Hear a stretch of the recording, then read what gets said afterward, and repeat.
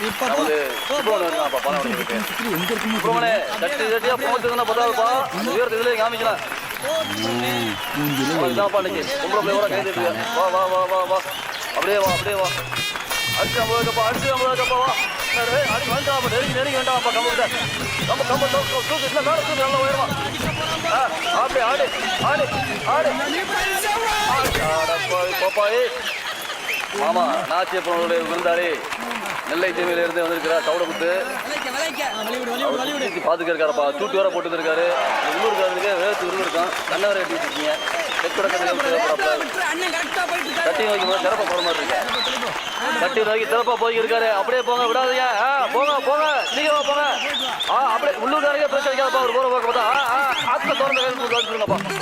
போங்கப்பா சொல்லுவது ஏதோ ஐயப்படுத்தி தொழில் நடக்கிறாருப்பா விடியா அவனை விடு விடு போத தள்ளிக்க தள்ளு தள்ளு தள்ளு தள்ளு அடுத்தபடியாக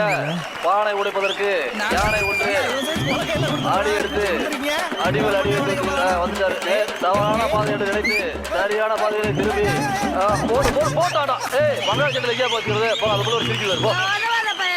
சட்டி ஓடுறாண்டா சுத்தி நிக்கிறேன் கையால உடைச்சுக்கிட்டு அப்புக்குட்டி ஏண்டா மத்தவங்க எல்லாம் கேன பையன் நீ மட்டும் வரமாக்கும் ஆளை பாரு செத்து போன ஆத்தா மேல சத்தியமாக